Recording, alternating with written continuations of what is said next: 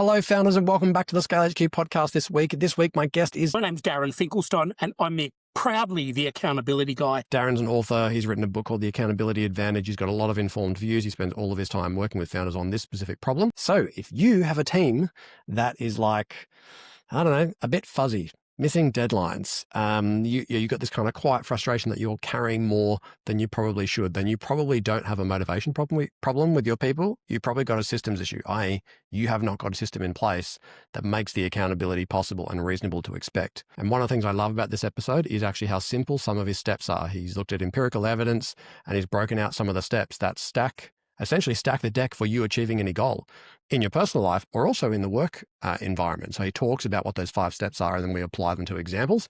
And of course, I pull them apart with him. He also has very interesting ideas around consequences. And we talked about, like, if a team or individuals are missing their target, or if you're setting up accountability in a team, what should be the consequences? How much of them should be public? How much should be private? He's got some very interesting ideas around that I think you'll enjoy listening to. I'm not sure we're 100% aligned, but I love that. That's the point of having a good debate. And he leaves you with something pretty special at the end, because he's giving you access to his accountability scorecard and a free coaching session. So that's worth sticking around for. Hang around to the end and you'll find that out. So if you are in the space where your team could use a bit of a kick in the butt when it comes to accountability, or a better system that helps them do that better, this is the one to listen to. Quick note for you, little technical glitch today. Unfortunately, about 11 minutes of the way in to this episode, my microphone went a bit kooky and it went a bit off the rails and making me sound a bit roboty, but it's still audible, and there's been no impact whatsoever on Darren's voice, our guest for today. So you'll enjoy listening to the episode. Apologies for the scratchy version of my voice, but it's still audible and shouldn't have too much of an impact. Just thought I'd give you a heads up. Let's dive right in. All right, Darren, I am super excited about this episode. I have been looking forward to having this conversation with you for a while, because I haven't actually met. Number one, I would say one of the most common questions, and I don't even know if it comes up as a question, because usually it's like an inferred desire for a founder is to help people become accountable in their business, to create clarity, to create ownership and all the rest. And they don't always know quite how to say that. And for you, I'd never met anybody who was so directly, clearly niche down in this space. So I'm really excited to learn a bit of your IP today on how you help founders kind of create an environment where there's accountability, where there's commitment, where the important stuff's getting done. I obviously spend a lot of time working with founders to create that clarity for their leadership teams and to build sort of structures around it. But we're likely to be approaching things from different angles, which is perfect. And so, 2 minds are going to make a better outcome than one. So maybe you could kick us off today with telling us a bit about like who you are, the problem you're solving, who you're solving it for, and then like at a high level, how you typically do that.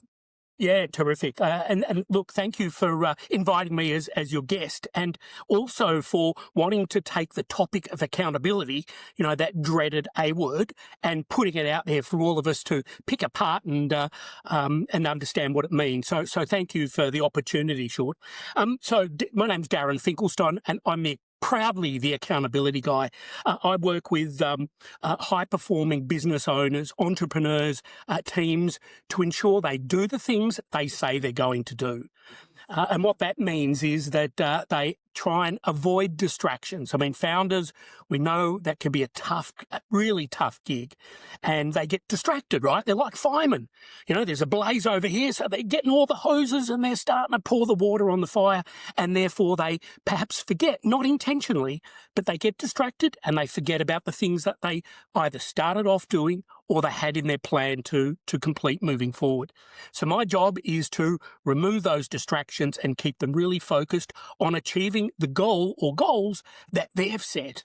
Not my goals, their goals. And I'm just a resource to help them stay on track, stay directionally correct. Nice. And so what does that actually typically look like, Darren? Like, what is a normal engagement for you in terms of size of business, and how much do you work with the leaders versus just working with the founder? Like, what does that usually look like? Yeah, look, it's a really interesting question, and I've been doing this now for a little while, Sean, and my the ideal customer, if I can call it that, is typically a founder or a business owner who wants to get shit done. And is finding that for some reason the commitments they've made to themselves and commitments they've made to other members, a team member or the board, or haven't been met, and they're kind of getting really frustrated. And when we peel that apart, we understand that it's typically overwhelm and the breaking down of a task, and it's just, there's so much going on in their head. They're trying to juggle more balls in the air at once, and they're feeling really uncomfortable about that. So they just need some support to do that. It's really interesting that quite a lot of my clients are founders that don't really have anybody around them that they can share stuff with, people they can talk to, people that they can use as a sounding board. And fortunately, I'm in that position where I do a lot of that as part of my work, and it's incredibly satisfying, and you can really see the difference that it makes. What's the biggest, the biggest myth, I guess, or the biggest trap? Like, what's the most common thing that you see that's going wrong that either has founders thinking about it in the wrong way, or ending up in the quicksand of overwhelm and confusion and where it ends up being done? Yeah. So typically, a founder doesn't really have a plan.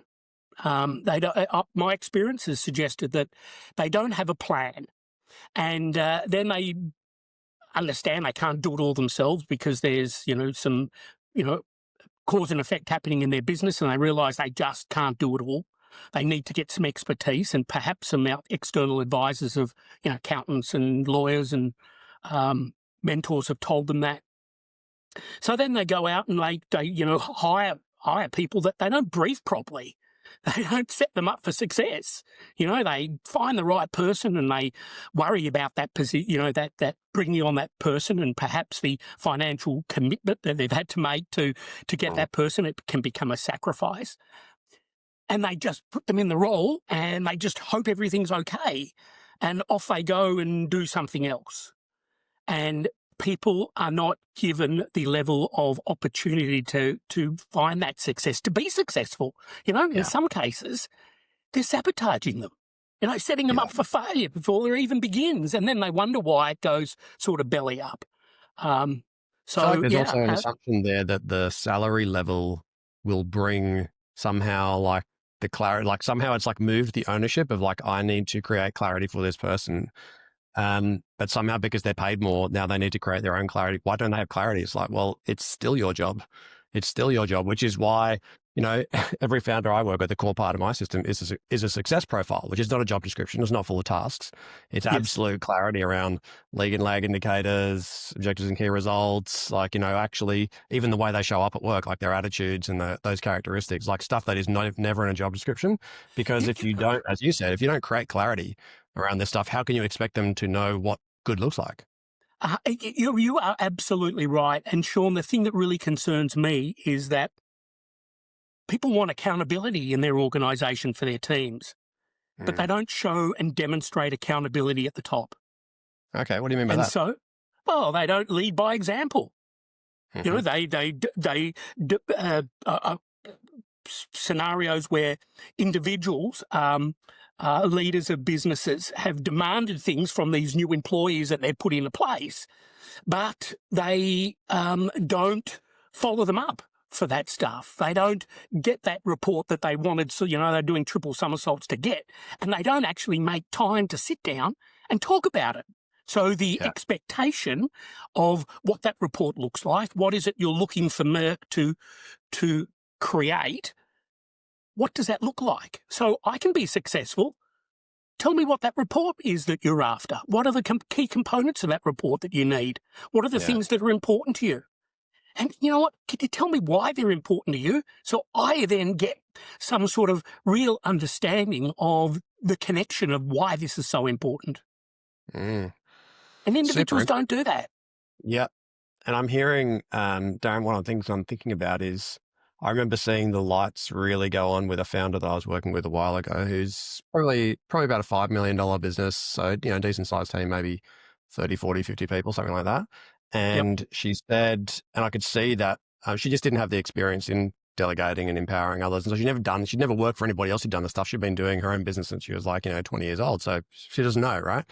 And I was trying to really simplify it. And I said, you got to think about it like tight, loose, tight. Like everybody wants empowerment on the how. They want to bring their creativity. They want to, they want to bring their best to solving the problem. But you have to be super clear on what needs to be achieved, why it needs to be achieved, when it should be achieved. That's the front tight. The middle loose bit is them actually going and doing the work and coming up with the solutions. But you also have to be tight on the back, which is, this is when we're going to talk about it. This is how you're going to report on it. Like, these all the tracking and the measurements. So you can be tight on the front, loose in the middle, and tight on the back. But if you just have loose, and then you're wondering why they're failing, it's because you've got an expectation in your head. They don't know what that expectation actually even looks like. And you're not setting up for them for success. You're actually making their job really hard. And it takes a lot of extra effort, doesn't it, to do all that stuff up front? But if you do it, then it actually creates, they start moving towards you rather than you having to chase them. You're absolutely right. And I often wonder, the onboarding process and setting out the expectations. If we did that better, we, as in business, did that better, leaders, founders did that better, then they're going to get a better result at the end, because their team members ideally take ownership of that. And that's what we want. We want the new employee to take ownership of this situation and grab the bull by the horns and show some initiative. But help us out, right? Give us some really clear direction on what's the expectation, what's the requirement, why it's so important, and how this kind of all fits in. Yeah. Then if 100%. I got that as an employee, I'm like, if I'm really motivated to exceed, to over-exceed.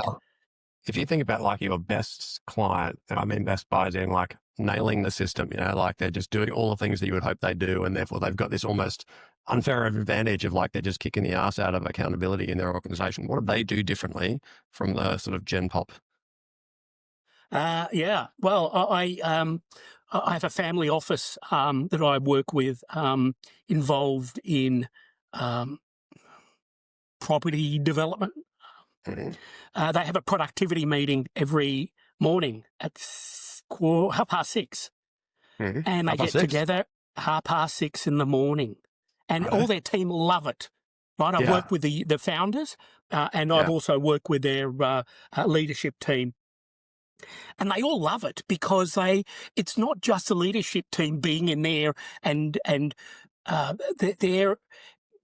the owners are there. The owners don't need to be there, but the owners are there and they're putting in as much. They're the first in the morning. They're the last out. They're really leading by example. And their team members respect, right? They respect the fact that they're, it's good enough for us to do it. It's good enough for the founders to do it.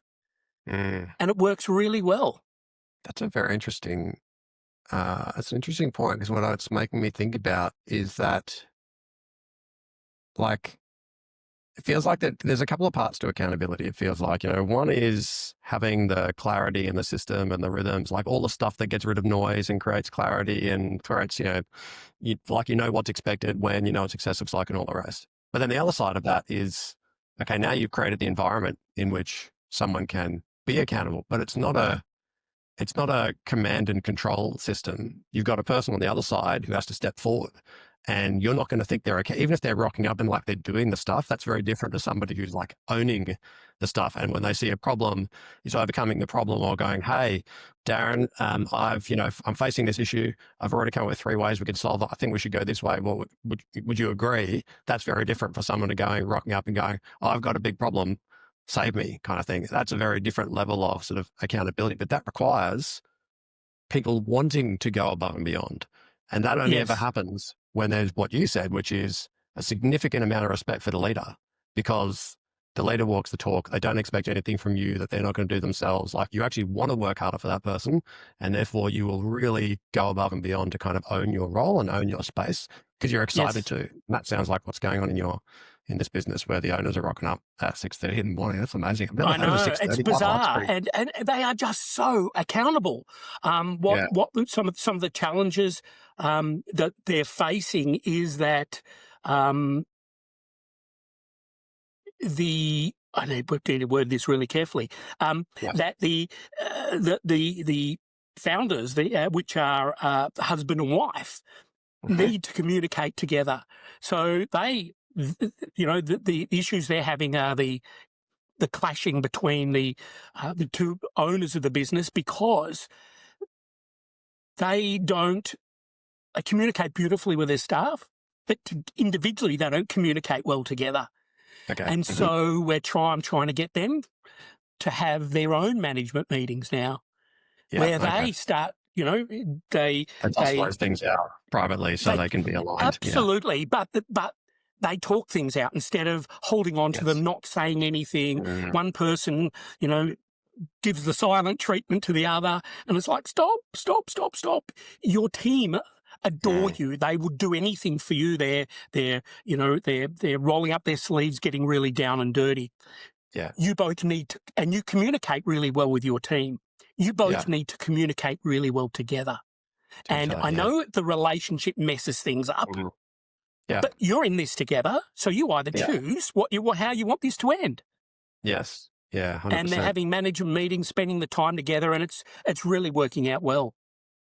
So, Darren, you must have stages to your methodology. Like, can you walk me through what is your full system from kind of like diagnosing an issue to then somebody having completed all of the Darren steps to creating accountability in their organization? What does that look like? Yeah. So my model has largely been driven by or driven from a study that was done in 2010 in the US.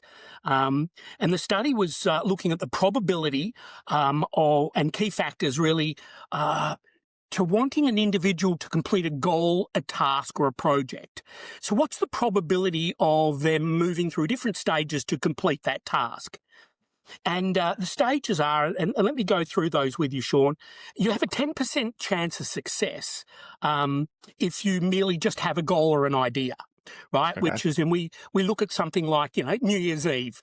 We all maybe have a couple of drinks and we make this resolution that, I'm going to go and run a marathon. Yeah. Really? Got to go. Really? Okay. 10% chance of success, that one. Yeah. 10% chance of success if you just identify that you want to run a marathon. You have a 25% chance of completing that probability if you consciously decide that you're going to pursue it. So that's after the Chardonnay's worked out its way out of your system, and you're then still owning the idea. I want to run that marathon. We then have a 40% chance of completing that task if you set a specific timeline for that. Okay. So you give yourself, this is when I'm going to run the marathon is by this date, and you identify the steps towards that. You have a 50% chance of completing that task if you really write a plan about how you're going to do it. Okay.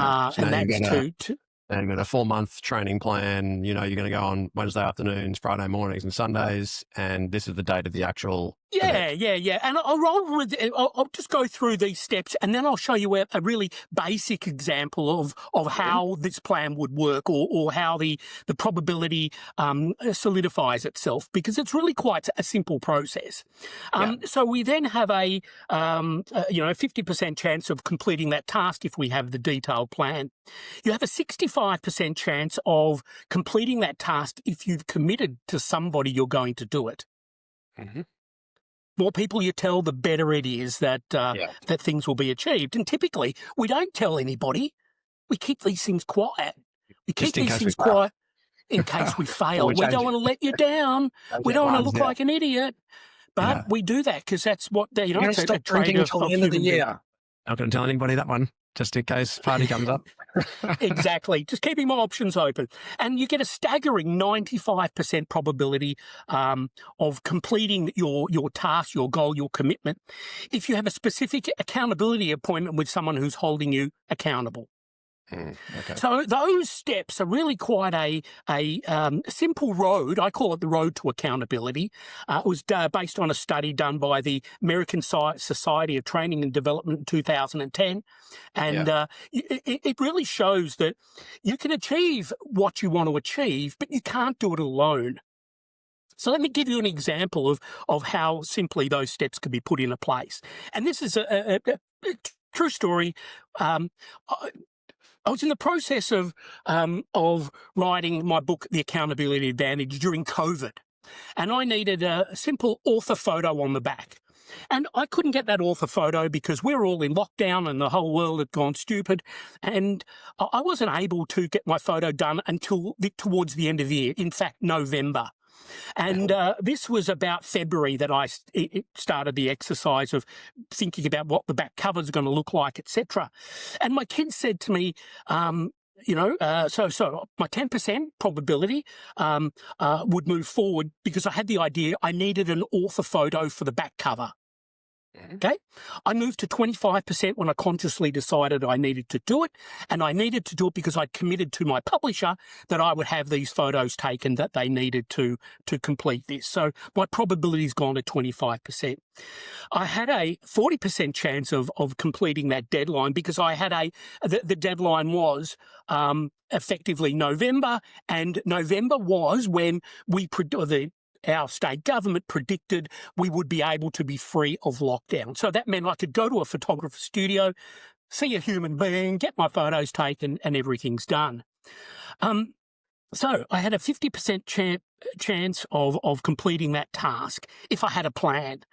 And I, spoke to my family and my adorable kids and their partners, and I've got grandkids, but my boys are very honest with their dad. And they said, "Dad, you can't look like that for your photo. Lockdown's not been good for you, Dad." And I thought, "Oh, really? No way." They said, you got to do something. That photo, that looked like a golf ball. I said, "Boys, I need this photo, but let's be serious about this." And they said, "You got to, come on, Dad, lose some weight before that photo shoot's due." And I thought, okay, so I need a plan to lose some weight. How am I going to do that? I need to do some exercise. Well, I couldn't do any exercise because we weren't allowed out of the house. So I got on Amazon. I bought myself a cross trainer, got it delivered, and it sat in the garage. And every morning I'd get on the cross trainer. Every afternoon I thought, I need to, COVID, we sort of all had a beer or we had a wine, and we were doing this virtually with our friends on Zoom. And I thought, no, I can't drink wine. I can't love a glass of wine in the afternoon. I can't do that anymore. I really love it. I don't want to give it up, but I will give up wine during the week. But I'll have a drink socially on weekends when we do our Zoom get-together with our friends. And so I decided I wasn't going to drink during the day. So all of a sudden, I got my plan, right? No drinking during the day. And I thought, I was eating a fair bit of bread at that time. And I just don't need to eat bread either because that goes straight to my waist and my head and makes it even look more like a golf ball. So I had a plan where I could lose some weight. And I knew I had a deadline towards that. And I knew that I had my exercise machine. So off I am doing exercise and trying to get myself fit for my photos. During that period of time, so there was my plan, got me to 50%. I then had was doing a podcast during that during that time with a guy by the name of Andrew Griffiths. I don't know whether you know Andrew. So I was doing a podcast with him called Let's Kick This Bug in the Nuts. And it was a podcast to about 1,000 people that would tune in, business owners, just really looking at keeping our spirits high and looking at the bright side of what was going on and the unique ways people were pivoting. And during that podcast, I said to 1,000 people that had tuned into us live, I'm going to lose some weight, and this is how I'm going to do it. Exercise, the no booze and the cross trainer every morning, and I needed to get my author photo better and I explained the whole plan to them. So here I am telling all these people what I was planning on doing. The amount of interest that people had, they would send me texts during the week going, "How are you going with your weight loss? How's the exercise going?" I was getting all these words of encouragement. There was none of this stuff about, negative stuff about, you do need to lose weight. And more importantly, there was people just offering, how can I help? Yeah. And this is wonderful when people support you and get behind you. So if you can share and commit to somebody, I committed to 1,000 people, 65% probability of completing that task was achieved. And the last component, the 95%, was I had a specific accountability appointment with somebody. So Andrew Griffiths would be my accountability partner through this. We'd have a Zoom call once a week, and he'd go, "Darren, what were you doing this week? We'd do the weigh-in," and everything was starting. He was encouraging me through it, and I got to the end, and I lost the weight and got the photo, and the book came out on time, and everything worked a treat. But we had these simple little steps. And they're not that hard to come up with. And so that is largely what my program centres around, those components. We want to create a plan. We want to set some priorities. Priority for me was losing this weight so I could get this book cover done. Yeah. So we go through exercises where we relook at priorities, we set a new plan moving forward, and then I meet with them every week and check in on their progress. And I don't take excuses. Some things we need to work around because life isn't always perfect, but ideally we're both committed to achieving that task. And that's the essence of my program. Okay. Very interesting. And, I'm just thinking about where I was actually this morning for a program I'm launching next year. I was writing my leadership reporting playbook, basically how to build the right kind of one-page management reports for each of your leaders, and then how do you have the meeting where they come together. And I was like, this meeting is the heart of all of strategy, execution, planning, accountability coming together, is this meeting and this format and how it gets done and when it gets done, because of exactly what you just said. It actually ensures that the work we've done on strategy, the work we've done on the execution plan that's fed into the individual accountabilities, the setting up of success as to what the lead and lag indicators are for them running their daily business. So they're presenting on their objectives and key results. They're presenting on their lead and lag indicators, the financial performance of their department, decisions that they need to be made. They've got an insight summary. They've got wins and challenges all in one page. But because that comes together, this is where you've got the people who are actually accountable telling each other and rocking up for support from each other and having thought about how they're all there to help each other because they've all done the same. And they've all sacrificed together, but they're absolutely clear. And all of those steps, I just realized that all of those steps are the things that actually make that work, particularly around the fact that, you don't want to be the one who rocks up who didn't send your report out 48 hours prior like you were supposed to because everybody else has. You don't want to be and, you need that positive peer pressure. It's positive accountability. It is, absolutely. But you also need to be able to... It's like training a puppy. That just sounds so horrible. I didn't mean it like that, but it is like training a puppy, right? So we're just going to reward them, and we're going to make sure that's an easy task ahead, that we can remove those excuses. So, you wanted me to attend to your podcast. Yeah. We agreed on a date. You sent me some reminders along the way. You sent me the questions. You made it absolutely easy for me to be here on time, including the text you sent me like an hour ago to say, are we good? Absolutely we're good, because you wanted me to be at a certain outcome, and you removed all the distractions. You removed all the reasons why, all the barriers, just made it really easy for me to turn up. Out of those different steps, you talked about first you got to have the goal and you got to make the decision that you're going to, essentially do it and make sacrifices necessary. Then you got the plan, then you're telling people, then you got your specific accountability partners. Where does it most often go wrong? Like, is one of those a bigger area that you see is the place that usually needs the most work? And if so, which one is that? And why do you think that's happening? Interesting. So where it goes wrong, it's a couple of things, and it's usually broken early on in the piece. Okay. So it's broken typically with the chance of success. People often set unattainable goals. So they set themselves up for failure because what they think they're going to do in the available time, or, want to increase my sales to, 5 million this year. Okay, great. What do you need to do that? I like to break it down, deconstruct the goal deconstruct the outcome backwards to work out what are the things you need to do every day? What are the things you need to do every week? What are the things where do I need to be at the end of the month? Where do I need to be at the end of next month? And at those milestones along the way, we check in on people. We want to make sure that if it's going to break, it's going to break early, and we can then bring it back on track again. Okay. Yeah, that makes sense. Does that make sense, Sean? Yeah. Can you think of a time where, give me an example, like share a time with me where you're working with a client, you're working through their plan, and then it didn't work, like it broke. And what did you actually see go wrong? Like what was the situation and what actually went wrong?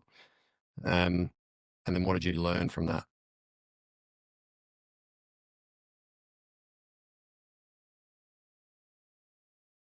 Quite often, so once we get started, it doesn't typically break. Okay. It's getting started that is where the breaking point is. So I've had people come to me and want, me to help them start up their business. And we've gone down that path, and we get to the part where we talk about the financial resources required to support that business growth and to do the things they want to do. Even to the point where people are looking to hire additional people, and then it's a big financial commitment, and they're not sure of it. And I totally understand that. I want them to model this out. I want them to model the outcome before they start, and that's where it breaks. Typically, they just don't realise the resources they need, the dough they need to have behind them to invest in that particular person, and the ability to put new people on and be able to justify their existence. And it's not an instant success. It's 3 months, it's 6 months, sometimes it's longer than that. And people they're just not prepared for that. Is it that they're not prepared? Think it's like an instant success they want. Okay, so you think that's more about unrealistic expectations than an unwillingness to do the work, like to do the thinking, because it's hard work, it's hard thinking work, right? Like actually getting really clear about what success looks like and being able to communicate to somebody else is hard thinking work. And I think there's always an element that I notice of, there's no quick dopamine hit that comes from that. It's like you got to lock yourself away, in a room, don't talk to me, no distractions. Like it's hard thinking work. And the upside is incredible. Like the payoff is massive because it creates clarity, it creates confidence, it's able to be communicated with other people, all these other things. But actually the work is hard. So are you saying it's more about they often set a wild plan and then they're wildly disappointed because it was unrealistic? Or is it usually more about they didn't even want to do the plan in the first place and they're just going to keep shooting from the hip and trusting that they'll just figure it out as they go? So the latter, we'll figure it out as we go, is how they start. And then once we've talked about that and looked at the different paths ahead of them, they realise that they actually need to think about this before they do it. And then modelling it, we model it out together. We sit there and, we go through the exercise, and then they can make decisions based upon accurate data. And quite often decisions are made on no data. Decisions are based on, a conversation they've had with somebody else. The advice that people get from different people is crazy, but everybody's got an opinion. Well, that's a great example. Like, it's very interesting what you said there because, in the absence of actually doing the work around what clarity looks like in the first place and actually getting all the way down to what are these sort of, what other things do you use different language to what I did, but the concept of each person knowing what the lead and lag indicators of essentially activity and outcomes look like in their job to make the business run, not the unique big work project I've got to do this year and it'll be different next year. Like the stuff that's just running the tech. I'm a sales manager. It's like they got to make calls. They got to get a certain conversion rate. They got to do a certain number of hours of X, Y, Z. It's like the stuff that just has to happen month in, month out, and that will deliver the outcome. And in the absence of actually having a sensible rhythm where that data is clear, then you end up just in conversation after conversation after conversation, and nothing moves, nothing changes. And you're going, God, I just need to make this person accountable. But there's no conversation about facts. It's all opinions and feeling. Except if you can then, if you know what those things are that are required, right? I know I got a client whose sales team needs to make 50 connection calls each week, 10 of them a day. Mm-hmm. Their team needs to sit down with them. He needs to sit with his team in the morning and say, Johnny, what are you planning for today? Who are those people you're calling? And let's write them down on the board. And what are you doing, Mary? And what are you doing, Darren? And what are you doing, Sean? I'm documenting those in the public environment, so they're all sitting around together. Yeah. And go, great, guys, I'll catch you at the end of the day. Let's see how you went. Yeah. Darren, how did you go? Steele, Sean, how did you go? And so on and so forth. You go through what they did. This is what you said you were going to do. This is what you actually did. Why is there a difference between the two if there is one? And we need to get down and dirty and understand why there's a difference and remove that so it's not a habit. Otherwise, if they get away with it a couple of times, I'll just keep doing it. I'll take most people, not everybody, but most people take the shortest way they can. Yeah. And they will test, any like sales reset, or like there's going to be a new activity level and this is going to be the thing. That's immediately going to get tested, like next day. That's going to be tested. Absolutely. It is going to get tested. But we also need to have some consequences. Yeah. Yeah, and some how you think about penalties. that. So let's take actually the example they just gave. So you got the sales team, they're all going to do 10 connection calls and they get to the end of the day. Yeah. How do you think about the consequences? And also, how do you think about the consequences privately versus publicly? Like what happens in the public environment versus happens in the private environment with the individual if someone missed it by a country mile? Yeah. So I like people to set their own. So I like penalties and consequences to be set in a public forum. So in other words, the sales group together. So everybody's in this together, because it's not about singling out an individual. It's about setting the plan for the group. I like the idea of them setting their own consequences. Okay. And so, and the first lot of consequences, love it to be something humorous. So let's pick a chore in the office. So I had one team, one of the people in a team that I was working with, one of his pet hates was health and fitness fanatic, hated all there's a sweet jar in the lunchroom and disliked the fact that it was full of sugary things. Yeah. And his consequence for not doing what he was going to do was to actually buy the packets of this stuff to top it up. Enough supplies in there for a week. And his whole team knew about it. So it was lighthearted, but it had a message behind it. I quite like individuals who, there's people who have very strong political views, and particularly when we had the Australian election not so long ago, you'd have somebody saying, I hate a particular party, and go, okay, well, if you don't do that task, maybe you could make a donation to that political party. Just $100. Yeah. Bit of hurt money, but something that's they're gonna talk about. They'll remember that. Okay. I had I have a really close friend of mine who's an owner of a very large real estate agency practice, and we're talking about sales motivation between different organisations. And him and I had this thing where if we talked about the number of clients in my program, and if I had achieved a certain number, if I didn't achieve a certain number that was set, what was my penalty? He barracks for the opposition football team. And so I had to wear his football jumper in the queue at the ticket so I could go and buy let's start that again. I had to wear my football jumper to his team's membership sale, and I had to buy an annual ticket, which cost me $200 in my football jumper. And so it was quite a scene, and it kept me. It works for us. Everybody enjoyed it. No one got hurt. A little bit of hurt money, something we can all have a bit of a fun and games with, and then we start to move it more serious. Okay.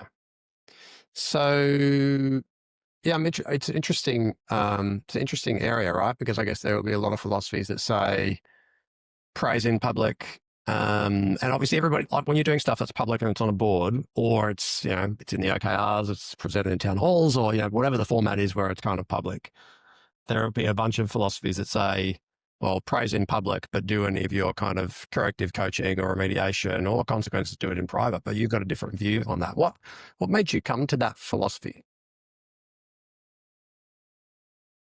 If I look back at my own career, I was a sales cadet years and years ago. After I wrote about it in my book. I was asked to leave high school in year 11, I think it was, and it didn't go through to university. Look back at it pretty proudly now, but in the day it was quite a moment. I then got a job in sales, and I was a sales cadet for a big office supply company. And we used to have sales meetings every Monday morning where we'd all turn up and there's probably 50 guys. They were all males in those days. And we're talking of, to show my age now, but early 80s, late 70s. Mm-hmm. And they're all we'd all smoke out the front. And, you know, we'd all have blue suits, white shirts, red ties. We were just clones. And every morning they'd reach out. You'd have to read out your percentage to target. Mm-hmm. And there was a big board behind us, and it had it's like a board with all these holes in it, and there was like a golf tee with an elastic band, and it was Finkelstein, no first names, Finkelstein. Yes. What's your percentage? And I'd have to read out at 25%. And, you know, if we were at week 4 and 25%, I'd get a clap. Sorry, no, you'd get a clap if you were 26%. 25% is what they paid you to get. Less than 25% would be dead silence. Unemployment. Everybody's looking at you. And that's the environment I grew up in, right? You know. How do you reckon that would go down in the current day? Well, I think it goes down pretty well because it's about how you deliver that message. And if you can do it in such a way where the group's all in this together, we all know what our roles are, and we're there to encourage and support each other. If you're under your target, then what can we do to help you? It's not just your problem, it's my problem as the leader. So how can I help you? Can I do stuff with you? Can we get one of the other team to join you and you know, mentor you and support you and catch up with you and hold you accountable? What's your philosophy then on, is there a correlation to your philosophy on individual versus team incentives? So let's just say bonuses. Do you like to see mostly, you know, a bonus built around team success or mostly around individual or a blend of the two? Like, how do you like to think about that? Well, it depends on the environment we're in. So look, I spent before I open up my accountability coaching practice, I had my own entrepreneurial business for 15 years and we sold that and exited. Prior to that, I worked for Apple for 10 years. And we would get paid individually, performance against target, and we would also get a percentage paid against our group's success. And, you know, it's a team sport, but it's individuals in most cases carrying out this work. And I think we need to, if we want to keep it as an individual thing and every man for himself attitude, then pay an individual for their results. But if we want to encourage the teamwork and encourage collaboration and support, then we need to reward our people as a team. Yeah. And to have a mixture of both, I think, works really well. Yeah. Because at the end of the day, I need to carry my end of the deal. Yeah. And then my colleague needs to do the same, and then we achieve our group number. My favorite one, and this was, I mean, it's easier. It's always easier, of course, in a sales team because everything's very quantified and whatever. But my favorite one, which I don't know, and I'd spent 20 years thinking, redesigning, thinking about training, leading sales teams, so doing compensation design. Like I've done 1,000 different models. I've tried absolutely everything. And this one, I started to get frustrated when I was as a CEO and I had multiple entities. One of the things that it used to really annoy me was that every year that you wanted to put up your prices, it was like a battle. You're thinking, you spend all this time thinking about how am I going to communicate this price rise to the salespeople? Because their incentive is for the price to be cheaper and for it to be easier for them to sell. My incentive is for the price to go up so we can meet the market or beat the market or maximize margins. And so there's this Divide. Erosive, like anti-magnetic thing happening around price. And I was like, I've got to come up with a way where we both win. So I remember I had this one education brand. I won't talk about which one it was. And they had an average sale price of $3,200. And my COGS were fixed. They weren't percentage of revenue. They were fixed dollars. So I knew that if I put my price up $100, all of that $100 was going straight to the bottom line. If I put up $500, all the $500 was going straight to the bottom line. So I said to the team, I'll tell you what, you have an average team result of 3,200. You've been doing it month in, month out for months and months and months. Every $100 that you achieve on a team average above 3,200, I'm going to take 20% of that money. I'm going to put it back into a team pool. And then that team pool is going to be split and distributed based on your individual contribution. So if the team doesn't hit the number, there's no bonus for anyone. If the team hits the number, now we're in bonus eligibility territory, and then your individual contribution will be what you get from that based on how many sales you did. And wow. I have never seen salespeople push price harder than that group of people. They were like, they within 60 days, they had the price at about 4,300. They're like, Sean, we've got to put the price up. We've got to put the price up. Oh, that's so-and-so over here. They were all angling with the price to get up. It was amazing. Wow. And it was what's in it for me? Exercise and all that. But the thing I liked about it most was if I think everybody had to, and the qualifier was everybody had to be at least 80% to target or 85% to target or something. So when there was a laggard, everyone was going, we've got to help this person. Come on, can someone give them a few deals? Can we help you? We'll stay back and do calls with you. Like everyone was trying to make sure everybody got over the line. So they got the pool, but then their individual, performance actually determined the amount of money they got. It was a very creative exercise, but it was one of my most fun putting it together because of that balance between the two. But I think it's an interesting thing. Okay, we bring it back to the conversation about accountability. What did it do around the way this team reported and engaged around the target that was different to before? Well, now all of a sudden it became a team sport for the first time in that team, whereas before it had been an individual sport. Sport. Now, if we can then take that, Sean, and say to that team, there's 8 of you in that team. We're going to split you up into accountability groups, and you're going to meet your accountability buddy, every week. Yeah. And at the end of every month, you'll do that 3 times in the month. And the one time in the month, we'll get a group to get all the people together, and we'll then present to each of your team members what you've done. And it's a great way to make sure that everybody, communicates what they're doing. Because the amount of organisations I've worked with where interdepartment communications and understanding what another department does and seeing how it fits in and seeing why what they're doing is so important to what I'm doing, it's extraordinary. But we're all in the same place, but it's like we're not. Yeah. No, that's very interesting that you say that, because I'm realising it's like I think I mentioned the program that I'm in the building out all these playbooks for. One of the core components of that program is accountability pods. It's groups of founders in 4. So 4 founders that they haven't met before, they're not sort of, haven't been engaging with. They're there together for 90 days because they've made a 90-day commitment. The commitment's public. Everybody in the community can see the public commitment, but the accountability pod is there to make sure everybody gets over the line and to hold each other account. And they can problem solve, inside that group far more effectively than making it reliant on me or my team to kind of solve everything. Yeah, absolutely. And they get to learn so much from each other. Yeah. Yeah, big You know, time. they're sitting there, sharing their scenarios, their concerns, and everybody gets a really nice perspective of what the value everybody brings and the different stuff that they're dealing with. Yeah, that's true.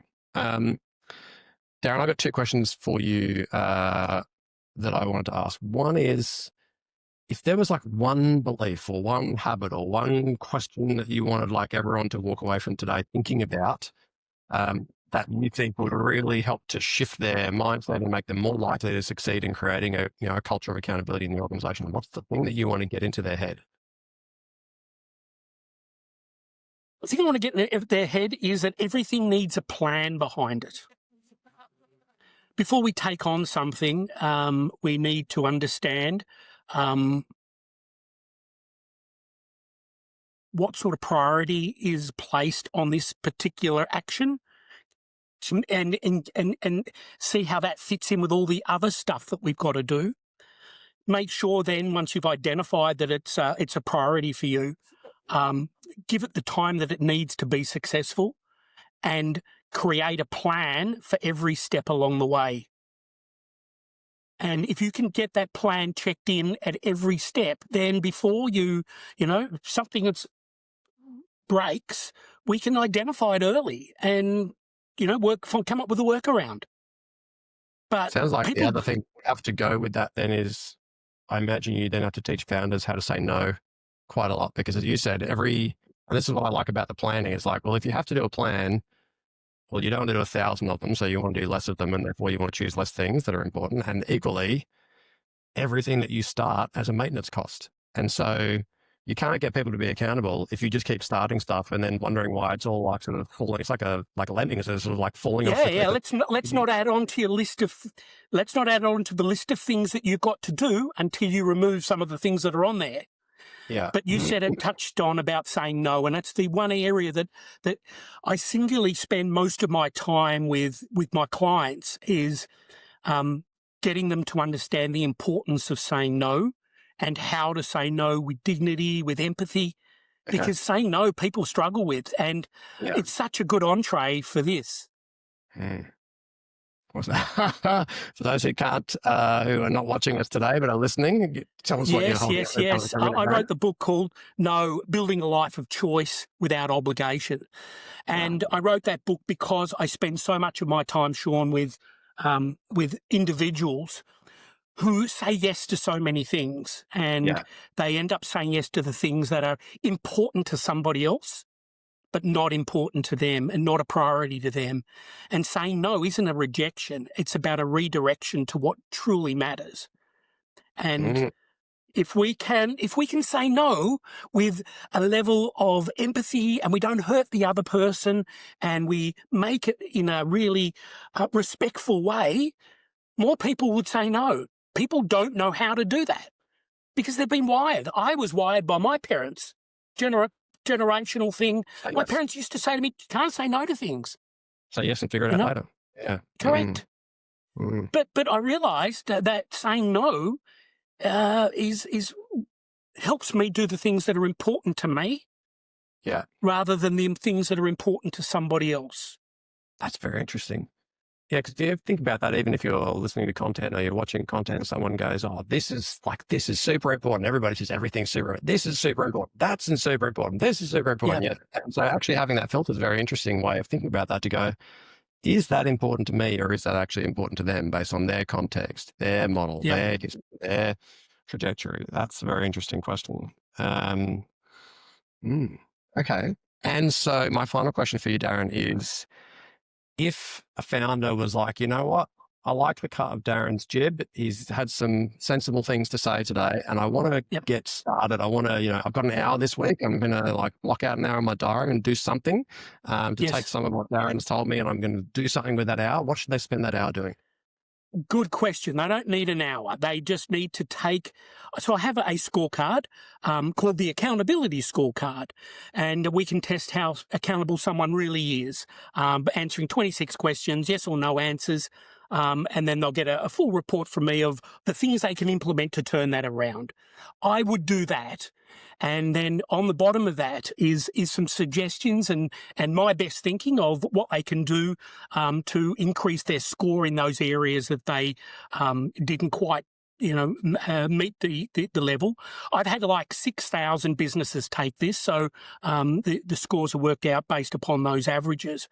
And if on the bottom of that report they get from me, they can click on the link and they can book a free 15-minute session with me, and I'll do a Zoom call with them and we'll have a chat about whether it's for themselves or for a team member or somebody that is near and dear to them.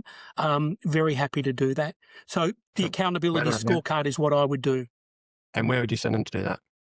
Yeah, I would send them to the best place is my website, tickthoseboxes.com.au. Tickthoseboxes.com.au. Thank you very much for your generosity of time and spirit and knowledge today, Darren. I think I really like that you have that actually that model, which is obviously based in some empirical evidence, is so simple that how big the increase is in the probability of your likelihood of achieving something when you've not only got a goal, and every founder can resonate with this. They probably had goals with like, oh, I'd love to exit the business in 5 years. Do you have a plan to exit the business in 5 years? Do you know what's required? Have you reverse engineered that from that's what I spent a lot of my time doing, is reverse engineering success with founders. And then have you made a real decision that you're actually going to do what it takes to achieve that? You're going to make the sacrifices. Everything has a cost. So you're actually willing to bear those costs. And that's going to mean saying no to some stuff. That's going to mean saying yes to some new things. And then do you have a plan to do it? Have you told people? Have you assigned accountabilities? And do those people have account? Like, these are actually they're not easy things, but they're simple things that are clearly going to significantly increase the chance of success in achieving those goals in the first place. It makes a lot of sense to me. Thank you for that. And it is really simple, and I think it needs to be simple. Everything else we do so complicated that simple every day of the week. Let's go with that notion that let's just keep things as easy as we can. Everything else in our life so bloody hard. I love it. Well, thank you very much, Darren, for your time today. Folks, I really hope you enjoyed what you got out of Darren. Shoot me a note. Let me know at Sean@ScaleHQ.com.au what you got out of today. If you've got any questions for Darren, let me know and I'll forward those through to them, and I'm sure he'll come back to you. And otherwise, jump on his website and do his accountability scorecard. Thank you so much, Darren. Terrific. Thanks for having me, Sean. Cheers, mate. Bye.